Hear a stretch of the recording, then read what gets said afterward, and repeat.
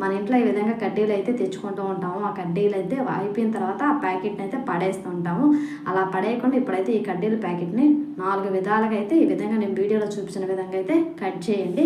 ఇది ఎందుకు వాడాలో చెప్తానండి. ఇప్పుడు ఒక వేస్ట్గా ఉండే ఒక ప్లేట్లో కొంచెం అన్నం అయితే తీసుకొని అందులో కొంచెం వంట సోడా అయితే తీసుకొని హార్పిక్ అయితే కొద్దిగా అయితే వేసి పనికిరాని స్పూన్తో అయితే కలపాలి. చెయ్యి అయితే పెట్టకూడదు. ఎందుకంటే వంట సోడా హార్పిక్ అనేది చెయ్యి పెట్టకూడదండి. అదంతా బాగా మిక్స్ అయితే చేసేసిన తర్వాత ఇప్పుడు ఇంతకు ముందుగా మనం కట్ చేసుకున్న కడ్డీలు వాటి మీద అయితే ఈ మిశ్రమం అంతా ఈ విధంగా అయితే అప్లై చేసేసేయండి. నేనైతే చూడండి 4 మీద అప్లై అయితే చేస్తున్నాను.